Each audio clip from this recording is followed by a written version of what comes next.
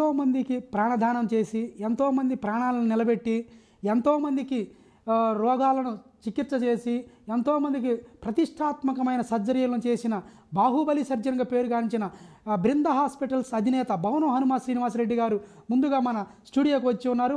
ముందుగా వారికి భారత వనిత టీవీ ఛానల్ తరపున నమస్కారాలు తెలియజేస్తూ, నమస్తే సార్. నమస్కారం అండి.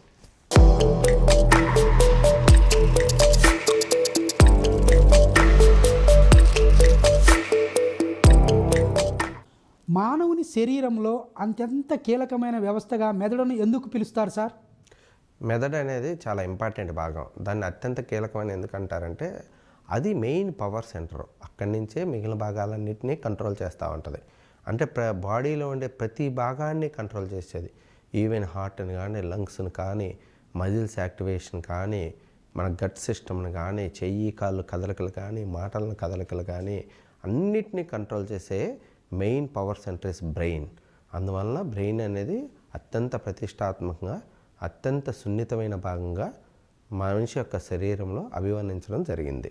మెదడు పనిచేసే విధానాన్ని తెలుసుకునేందుకు ఎలాంటి పరీక్షలు చేస్తారు? మెదడు దాంట్లో ముందు క్లినికల్ అసెస్మెంట్ చేస్తామండి. క్లినికల్గా అంటే పేషెంట్ వచ్చినప్పుడు తన సిమ్టమ్స్ని బట్టి చెయ్యి కాలు వీక్నెస్ రావడమా, తెమ్మిలు రావడమా, లేకపోతే మాట తేడా రావడమా, వీటన్నిటిని బట్టి ముందు క్లినికల్ అసెస్మెంట్ చేస్తాం. తర్వాత ఏం చేస్తామంటే ఆ క్లినికల్ అసెస్మెంట్ని బట్టి కొంతమంది పేషెంట్స్కి సిటీ స్కాన్ బ్రెయిన్ అది బాగా ఉపయోగపడుతుంది. కొంతమంది పేషెంట్స్కి ఎంఆర్ఐ బ్రెయిన్ బాగా ఉపయోగపడుతుంది. కొంతమందికి అవసరమైతే యాంజియోగ్రామ్ అంట, బ్రెయిన్ యాంజియోగ్రామ్ కూడా తీస్తాము. వీటిలో అత్యంత ఇంపార్టెంట్ అయినవి ఏంటంటే ఈ మోడర్న్ యుగంలో సిటీ స్కాను, ఎంఆర్ఐ అనేది చాలా క్రూషియల్ రోల్. అవి చాలా వరకు 180 నుంచి 90% వరకు జబ్బులను వాటి సహాయంతో మనం పట్టేయచ్చు. మెదడు పని విధానంలో ఎలాంటి మార్పులు సంభవించినప్పుడు ఎలాంటి మార్పులు వస్తాయి? మెదడు పని విధానంలో ఏ చిన్న తేడా వచ్చినా కానీ చాలా డెవాస్టేటింగ్ అంటాం. అంటే మనం ఊహించనంత పెద్ద విపత్తులాగా సంభవిస్తుంది. ఇప్పుడు మెదడులో చాలా క్రూషియల్ పార్ట్స్ ఉంటాయి, ఫంక్షనల్ ఏరియాస్ అంటాం. అవి ఏంటంటే చాలా క్రూషియల్. మన చెయ్యి కాళ్ళు కదలికి చేసే ఒక చిన్న భాగం ఉంటుంది. ఆ భాగంలో చిన్న క్లాట్ వచ్చినా చాలు కంప్లీట్ చెయ్యి కాళ్ళు పడిపోతుంది. ఒక్కొక్కసారి మాట భాగంలో రక్తం కారిందనుకోండి, మాట పడిపోతుంది. అందువల్ల మెదడులో ఈ భాగం ఆ భాగం అని లేదు. ఆల్మోస్ట్ మెదడులో ఎవ్రీ భాగము అంటే ప్రతి పార్టు సున్నితమైంది. దానికి తోడు కొన్ని ఫంక్షనల్ ఏరియాస్ ఉంటాయి, అవి చాలా ఇంపార్టెంట్ అనమాట. వాటిలో కానీ తేడా వస్తే మనం ఊహించనంత, ఒక్కొక్కసారి కంప్లీట్ 100% రికవరీ రానంత నష్టం జరిగే అవకాశం ఉంటుంది. అందువల్ల మెదడు అనేది మన మనిషి శరీర నిర్మాణంలోనే కపాలమైన ఒక అద్భుతమైన పటిష్టమైన ఒక రక్షణ వలయంలో మెదడు అనేది జాగ్రత్తగా భద్రపరచబడింది. అందువల్ల మెదడు అనేది చాలా సున్నితమైంది. అలాంటి మార్పులు సంభవించినప్పుడు ఎలాంటి వైద్య చికిత్సలు అందుబాటులో ఉన్నాయి? అంటే ఒక్కొక్క జబ్బుకి ఒక్కొక్క చికిత్స విధానం ఉంటుందండి. అంటే బ్రెయిన్లో ఇప్పుడు క్లాట్ ఫామ్ అయింది అనుకోండి, అదేంటంటే గోల్డెన్ అవర్ అంటాం. అంటే చాలా తొందరగా ఇప్పుడు చెయ్యి కాలు వీక్నెస్ వచ్చింది, దానికి స్కాన్ తీస్తాము. స్కానింగ్లో రక్తం గడ్డగట్టినట్టు తెలిసిందనుకోండి, వాటిని ఇన్ఫాక్స్ అంటాం. వాటిని ఏంటంటే గోల్డెన్ అవర్స్ అంటాం. అంటే 4 గంటలు, 3 నుంచి 4 గంటల లోపల హాస్పిటల్లోకి వచ్చి ఇన్వెస్టిగేషన్స్ కూడా అయిపోవాలి. అయిపోతే అప్పుడు ఏం చేస్తామంటే థ్రాంబోలైసిస్ అంటాం. అంటే ఒక ఇంజెక్షన్ ఇచ్చేసి ఆ రక్తం గడ్డ కరిగిపోయేటట్టు చేస్తాం. అందువల్ల ఏంటంటే చాలా important, patient awareness is also important. Modern యుగంలో స్ట్రోక్ అనేది మొదట 5 రకాల మానవులకు సంబంధించి అతిపెద్ద రోగాల్లో, అతిపెద్ద విపత్తుల్లో మొదటి 5 స్థానాల్లో ఒక స్థానం ఆక్రమించబడి ఉంది స్ట్రోక్.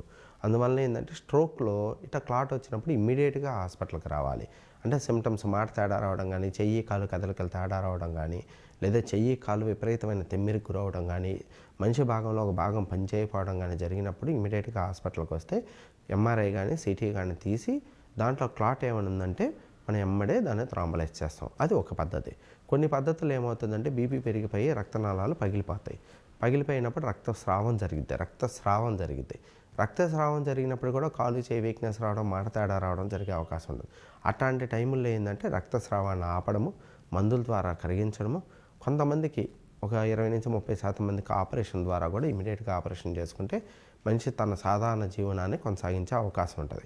అందువల్ల మెదడులో సంభవించే జబ్బుల్లో గోల్డెన్ అవర్ అంటాం, చాలా ఇంపార్టెంట్. ఆ గోల్డెన్ అవర్లో మనకి విపత్తులు జరిగినప్పుడు వీలైనంత తొందరగా దగ్గరలో ఉండే న్యూరో డాక్టర్ని సంప్రదించాలి. అప్పుడు వాళ్ళు చాలా అవలీలగా దాన్ని డయాగ్నోస్ చేయడము, అవసరమైన ఇన్వెస్టిగేషన్ చేయడము, అవసరమైన ట్రీట్మెంట్ చేస్తే తన సాధారణ జీవనాన్ని కొనసాగించడానికి మెరుగైన అవకాశాలు ఉంటాయి. తర్వాత మెదడులో కొన్ని జబ్బులు ఉంటాయి, స్లోగా పాకుతుంటాయి.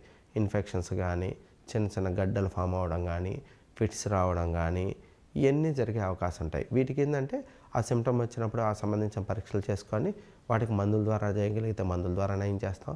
మందుల వల్ల అలవి కాని పరిస్థితుల్లో వాటిని ఆపరేషన్ చేసి తొలగించడం చేస్తాం. న్యూరో నావిగేషన్ విధానం అంటే ఏంటి? న్యూరో నావిగేషన్ విధానం అనేది ఒక రకమైన జీపీఎస్ సిస్టమ్ అండి. ఇప్పుడు మనం ఒక ప్లేస్ నుంచి ఇంకో ప్లేస్కి వెళ్ళాలంటే ఏం చేస్తాం, కారులో కూర్చొని జస్ట్ మన సెల్లో ఉండే జీపీఎస్ కానీ లేదా కారులో ఉండే జీపీఎస్ కానీ ఆన్ చేస్తాం. అదేం చేస్తుంది, ఒక రోడ్ పాత్వేని చూపించి పలానా చోటకి వెళ్ళమని మనకి సిగ్నల్ ఇస్తుంది. దాంట్లోనే బ్రెయిన్ ఆపరేషన్ థియేటర్లో ఉండే సేమ్ జీపీఎస్ సిస్టమ్ అది న్యూరోలో ఉపయోగపడుతుంది కాబట్టి దాన్ని న్యూరో నావిగేషన్ సిస్టమ్ అంటాం. సేమ్ జీపీఎస్ లానే అంటే ట్రాకింగ్ చేస్తుంది. పలానా చోట పర్ఫెక్ట్గా ఉంది ట్యూమరు, ఆ ట్యూమర్ కానీ గడ్డ కానీ ఇన్ఫెక్షన్ కానీ ఆ భాగంలోంచి తొలగించేటప్పుడు చుట్టుపక్కల ఏమేమి భాగాలు ఉన్నాయి, వాటికి తగలకుండా ఎలా తీయాలి, తీసేటప్పుడు ఏ భాగంలో సున్నితమైన రక్తనాళాలు ఉన్నాయి, సున్నితమైన బ్రెయిన్ యొక్క స్ట్రక్చర్స్ ఉన్నాయి, వాటిని తగలకుండా చేయాలంటే ఏం చేస్తుందంటే నావిగేషన్ సిస్టమ్ అనేది యాక్యురసీ ఇస్తుంది, పిన్ పాయింట్ యాక్యురసీ ఇస్తుంది. అది ఒక మేజర్ అడ్వాంటేజ్. రెండో మేజర్ అడ్వాంటేజ్ ఏంటంటే ఇప్పుడు ఇదివరకు ఏం చేసేవాళ్ళమంటే ఒక గడ్డను తీయాలి అంటే పెద్ద గంటలు ప్రొసీజర్ పట్టేది. ఇప్పుడు ఏం చేస్తామంటే చిన్న హోల్ వేసి హోల్ ద్వారా కూడా అక్కడ ఒక మిషన్ లాంటిది నావిగేషన్ గైడెడ్ బయాప్సీ అంటాం, దాన్ని పంపించి మిషన్ ద్వారా లాగేయడానికి ఒక అవకాశం ఉంటుంది. ఇది రెండో అడ్వాంటేజ్. మూడో అడ్వాంటేజ్ ఏంటంటే ఇదివరకు ఒక గడ్డను తీయాలన్నా రక్తం తొలగించాలన్నా పెద్ద పెద్ద కోతలు ఇట్లా కొయ్యాల్సి వచ్చేది. ఇప్పుడు ఏం చేస్తామంటే ఎక్కడ కారిందో చూసుకొని నావిగేషన్ సిస్టంలో అక్కడ ప్రోబ్ పెట్టుకొని చిన్న క్రేనియాటమీ అంటాం, అంటే అతి చిన్న పరిణామంలో బ్రెయిన్ ఓపెన్ చేసేసి అక్కడి నుంచి రక్తం తీసేయడం కానీ గడ్డను తీసేయడం కానీ చేయొచ్చు. సో నావిగేషన్ అనేది యాక్యురసీ ఇస్తుంది, కరెక్ట్ ఎగ్జాక్ట్ పొజిషన్ ఇస్తుంది, మినిమల్ బ్లడ్ లాస్ ఉంటుంది. సమ్టైమ్స్ మనం డే కేర్ సర్జరీలో చేయొచ్చు అండ్ రిస్క్ పర్సంటేజ్ అనేది గణనీయంగా తగ్గిద్ది. అందువల్ల నావిగేషన్ సిస్టమ్ అనేది మోడర్న్ యుగంలో చాలా ఇంపార్టెంట్ రోల్ ఉంది, దాన్ని కాదనలేము. ఇప్పుడు కొత్తగా నావిగేషన్కి ఆర్టిఫిషియల్ ఇంటెలిజెన్స్ కూడా యాడ్ అవ్వడం వల్ల యాక్యురసీ కానీ దాని యొక్క రిజల్ట్స్ కానీ మన ఊహకు అందనంతగా జరుగుతున్నాయి. అంటే నావిగేషన్ లేకుండా రిస్క్ ఒక 50% ఉందనుకోండి, నావిగేషన్ అంటే 5 నుంచి 10% పడిపోయింది ఆ రిస్క్ పర్సంటేజ్. సో మన నావిగేషన్ వల్ల ఇప్పుడు ఏ సర్జరీ అయినా ఒక 5 నుంచి 10% అనేది ఎప్పుడూ రిస్క్ చెప్తామండి. అట్లాంటిది నావిగేషన్ లేనప్పుడు బ్రెయిన్ సర్జరీ అంటే ఇదివరకు బ్రెయిన్ సర్జరీలు చేస్తే బతకరు నాకు నానుడు ఉండేది, అది 50% వరకు రిస్క్లు ఎక్కువగా ఉండేవి. అందువల్ల బ్రెయిన్ సర్జరీ అనగానే మామూలు పీపుల్ కూడా భయపడేవాళ్ళు. ఈ మోడర్న్ యుగంలో నావిగేషన్ వాడిన తర్వాత మేము దాని యొక్క రిస్క్ పర్సంటేజ్ని ఒక 5 నుంచి 10% తగ్గించగలిగాము. అది నావిగేషన్ చేసిన ఒక అద్భుతం న్యూరో సర్జరీలో. నావిగేషన్ అనేది విడదీయరాని బంధం ఉంది మోడర్న్ టెక్నాలజీ. ఈ టెక్నాలజీని ఉపయోగించే శస్త్రచికిత్సలో చాలా అవలేలగా, అంటే మీరు ఊహించరు, ఇదివరకు కొన్ని ట్యూమర్స్ తీయడానికి మాకు బ్రెయిన్ స్టెమ్ అని ఉంటుంది, బ్రెయిన్లో అతి సున్నితమైన భాగం, అక్కడ సర్జరీ చేయాలంటే 1 డే పట్టేదండి. ఆ 1 డే పట్టే ట్యూమర్స్ని ఇప్పుడు 1 అవర్లో చేయగలుగుతున్నాం. హాఫ్ డే పట్టే ట్యూమర్స్ని ½ అవర్లో చేయగలుగుతున్నాం. నావిగేషన్ అనేది చాలా అద్భుతమైన టెక్నాలజీ, దాంట్లో తిరుగులేని దానివల్ల ఉపయోగాలు ఉన్నాయి. అది ఫ్యూచర్లో ఇంకా అడ్వాన్స్డ్ అయ్యి ఆర్టిఫిషియల్ ఇంటెలిజెన్స్ కూడా యాడ్ అయ్యి ఇంకా కొత్త పంతులు తొక్కే అవకాశాలు మెరుగ్గా ఉన్నాయి.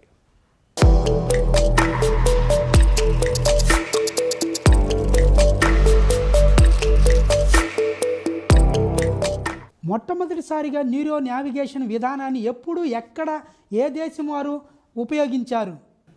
అంటే 19th సెంచరీలోనే స్టార్ట్ చేశారండి ప్రయోగాలు. 19th సెంచరీలో స్టార్ట్ చేసినప్పుడు అదొక పెద్ద ప్రక్రియలాగా ఉండేది. తర్వాత నిదానంగా రష్యా, అమెరికా, తర్వాత అమెరికాకి వెళ్ళిన తర్వాత జర్మన్ టెక్నాలజీ, ఇవన్నీ కొత్త టెక్నాలజీలు వచ్చి బాగా అమెరికన్ టెక్నాలజీ కూడా బాగా అడ్వాన్స్డ్ అయిపోయి వాళ్ళు ఏంటంటే చాలా ఈజీ చేశారు. ఒకప్పుడు నావిగేషన్ వాడటం అనేది చాలా ఖర్చుతో కూడింది. అప్పుడు ఒక టైంలో అయితే 10 నుంచి 20 కోట్లు ఉన్నా కానీ ఆ మిషన్ దొరికేది కాదు. సో ఈ కాలంలో ఏంటంటే నావిగేషన్ మిషన్స్ని ఎక్కువ తయారు చేయడం, ఈవెన్ చిన్న చిన్న సిటీస్ అంటే మన దృష్టిలో గుంటూరు, విజయవాడ అట్లాంటి సిటీస్లకు కూడా నావిగేషన్ అనేది కొద్దిగా తక్కువ అందుబాటులో, తక్కువ ఖర్చు కూడా తగ్గించి 1.5 కోట్ల నుంచి 2 కోట్ల మిషన్ దొరికేటట్టు, ఓన్లీ బ్రెయిన్ అయితే 1 కోటి లోపలే దొరికేటట్టు కూడా తయారు చేయడం వల్ల ఏంటంటే నావిగేషన్ అనేది మనము ఈవెన్ మిడిల్ క్లాస్ వాళ్ళు కూడా వాడటానికి అవకాశం దొరికింది. న్యూరో సర్జన్ విభాగంలో న్యూరో నావిగేషన్ విధానం ఎలా పనిచేస్తుందో తెలియజేయండి. బృందా హాస్పిటల్లో న్యూరో నావిగేషన్ అనేది బృందా హాస్పిటల్ అనే కాదండి, నేను ఈ బృందా హాస్పిటల్ స్థాపించక ముందు కూడా నావిగేషన్ అనేది ఫస్ట్ మనమే కొన్నాము. ఈ పరిసర ప్రాంతాలలో మన గుంటూరు, విజయవాడ, ఆల్మోస్ట్ ఏపీలోని చాలా ఏపీలో అంతకుముందు మనం కొనకముందు ఒకళ్ళ దగ్గర మాత్రమే బ్రెయిన్ ఉంది. తర్వాత మనం ఏంటంటే ఫస్ట్ టైం కొన్నాం, 2016లోనే కొన్నాం. 2016 నుంచి ఈ నావిగేషన్ టెక్నాలజీ గురించి ట్రైనింగ్ తీసుకొని ఉన్నాను ఆల్రెడీ నేను నిమ్స్లో ఉన్నప్పుడే. సో 2016లోనే మిషన్ కొని చాలా కేసులు చేసాం. ఆల్మోస్ట్ ఓన్లీ నావిగేషన్ మీద దాదాపుల్లో ఒక 1500 నుంచి 2000 కేసులు బ్రెయిన్ చేస్తుంటాము. స్పైన్ ఒక 100 కేసుల దాకా చేస్తుంటాం. బ్రెయిన్లో ఏంటంటే నావిగేషన్ సిస్టమ్ అనేది బాగా ఉపయోగపడుతుంది. ఇదివరకు ఏంటంటే మామూలుగా చేసేవాళ్ళం, ఈ కాలంలో ఏంటంటే నావిగేషన్ సిస్టమ్ను వాడి చేస్తున్నాం. అంటే అందరు పేషెంట్లకి నావిగేషన్ అవసరం ఉండదు, కొంతమంది పేషెంట్లకు మాత్రమే నావిగేషన్ ఉపయోగపడుద్ది. వాళ్ళలో మాత్రం తప్పక వాడతాం నావిగేషన్ అనేది. 2016 నుంచి ఆల్మోస్ట్ ఇది 2023 అండి, కొన్ని వేల కేసులు చేసాం. బాహుబలి సర్జన్గా మీకు ఆ పేరు ఎలా వచ్చింది?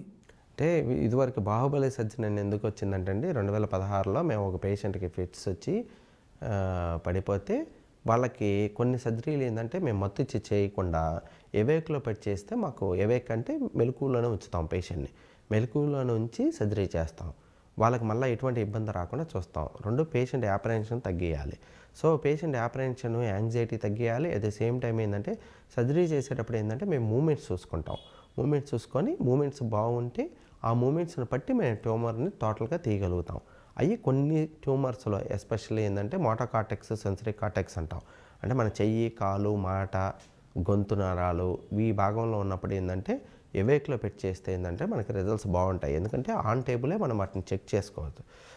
అందుకని ఇదివరకు ఏం చేసేవాళ్ళంటే నావిగేషన్ అంటే నావిగేషన్ లేనప్పుడు కూడా ఇది చేసేవాళ్ళం. కాకపోతే ఏంటంటే ట్రెడిషనల్ మెథడ్స్, టెలహార్టన్స్ లైన్స్ అని ఉండే అవి గీసుకునేవాళ్ళం. ఇప్పుడు నావిగేషన్ వచ్చిన తర్వాత ఏం చేసామంటే మేము ఒక స్టాఫ్ నర్స్ ఆవిడ ఫిట్స్తో బాధపడుతుంటే ఆమెకు సర్జరీ చేసేటప్పుడు ఆమె ఆపరేషన్ తగ్గించడానికి బాహుబలి సర్జరీ చూపించేసాం. ఎందుకంటే everybody will likes Baahubali movie కాబట్టి బాహుబలి మూవీ చూపిస్తా చేసాం. అందువల్ల ఏంటంటే అది ఇంకా జనాల్లోకి వెళ్ళిపోయి అలా బాహుబలి సర్జన్ కింద మారిపోయింది. అత్యంత కీలకమైన సర్జరీలు చేస్తున్నప్పుడు మీకు ఎలా చేసిన తర్వాత రోగుల నుంచి వచ్చిన చెప్పినప్పుడు ఎలాంటి ఫీలింగ్ కలుగుతుంది మీకు? అంటే ఎప్పుడైనా డాక్టర్కి మొట్టమొదటిది ఏంటంటే పేషెంట్ నుంచి వచ్చే అప్లాజే మాకు మెయిన్ బూస్ట్ అండి.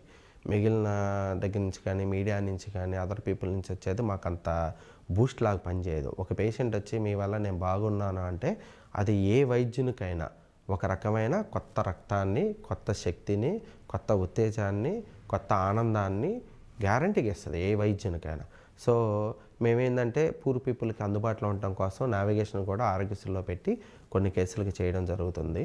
అందువల్ల ఏంటంటే వాళ్ళందరూ ఆరోగ్యశ్రీ కానీ, ఇన్సూరెన్స్ కానీ, పేమెంట్ కేసులు కానీ వాళ్ళు వచ్చి నావిగేషన్తో సర్జరీ చేసుకున్న తర్వాత వాళ్ళ రిజల్ట్స్ చూసిన తర్వాత వాళ్ళు ఇచ్చే ఫీడ్బ్యాక్, వాళ్ళు ఇచ్చే అప్లాజు, వాళ్ళు ఇచ్చే గౌరవము, వాళ్ళు ఇచ్చే పొగడ్త గ్యారంటీగా మాకు కొత్త ఉత్తేజాన్ని, కొత్త ఆనందాన్ని, కొత్త శక్తిని ఇచ్చి ఇంకా ఎక్కువ మంది రోగులకి సేవ చేయడానికి అవకాశాన్ని ఇస్తుంది. జగన్మోహన్ రెడ్డి ప్రమాణ స్వీకారం, కృష్ణా గారి సినిమాలను చూపిస్తూ కూడా మీరు అత్యంత కీలకమైన ఆపరేషన్లు చేశారు. దాని గురించి వివరించండి. పేషెంట్స్ బాగానే ఉన్నారండి. బాహుబలి చేయించిన పేషెంట్ ఇప్పుడు ఫాలో అవుతూనే ఉన్నారు. తర్వాత బిగ్ బాస్ చూపిస్తా చేయించాము. తర్వాత 2020-21 ఆ ప్రాంతంలో మేము ఈ పేషెంట్ సీఎం జగన్మోహన్ రెడ్డి గారి ఫ్యాన్ అవ్వడం వల్ల ఆయన అడిగితే అది కూడా చూపించి చేశాము. తర్వాత కృష్ణ ఫ్యాన్ అవ్వడం వల్ల కృష్ణ సినిమాలు చూపిస్తా చేశాము. తర్వాత కొంతమంది పేషెంట్లకి ఎన్టీఆర్ మూవీ గుండమ్మ కథ కూడా చూపించాము, సూర్యవంశం చూపించాము. ఇట్లా చాలామందికి అవసరాన్ని బట్టి వాళ్ళకి చాలా మూవీల్లో దరిదాపుల్లో సుమారు 40 నుంచి 50 కేసులు అలా ఎవేక్ బ్రెయిన్ సర్జరీ అంటారు. మనిషిని మెదడుని మెలకువలో ఉంచి సర్జరీ చేయడం అనమాట. అవి ఆల్రెడీ చేసామండి. పేషెంట్స్ బాగానే ఉన్నారు. వాళ్ళలో కొంతమందికి క్యాన్సర్ అనే డయాగ్నోస్ అయితే వాళ్ళ రేడియేషన్, కీమోకి రిఫర్ చేసాము. రేడియేషన్, కీమో తీసుకొని తర్వాత తన జీవితాన్ని కొనసాగిస్తున్నారు. కొంతమందికి రేడియేషన్, కీమో అవసరం లేకుండా అయిపోయింది. అవసరం లేని వాళ్ళు బాగా యాక్టివ్గా ఎనీ రేడియేషన్ కానీ, కీమో కానీ అవసరం లేకుండానే బాగానే యాక్టివ్గా ఉన్నారు. ఇలాంటి క్లిష్టమైన సర్జరీలు చేసినప్పుడు మీకు కొన్ని అవార్డులు కూడా వచ్చినాయి. ఈ మధ్యకాలంలో వచ్చిన కొన్ని అవార్డుల గురించి చెప్పగలరు? అంటే స్టేట్ గవర్నమెంట్ నుంచి 3 సార్లు వచ్చిందండి. డిస్టిక్ ఉత్తమ డాక్టర్ అవార్డు వచ్చింది. జీజీహెచ్ నుంచి ఒక 3 సార్లు వచ్చింది. ఈ మధ్యకాలంలో కేఎల్ యూనివర్సిటీ నుంచి సివి రామన్ అవార్డు ఒకటి వచ్చిందండి.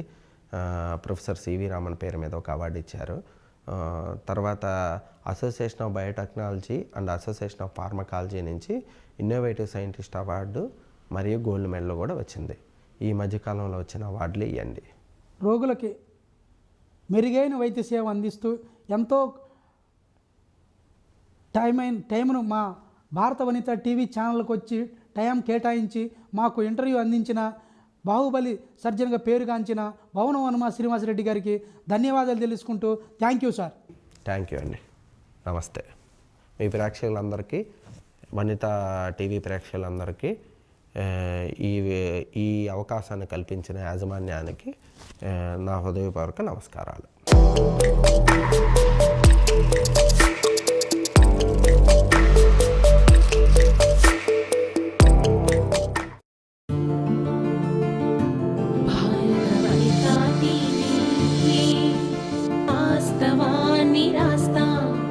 నిజాన్ని చెబుతా భారత వనితా టీవీ.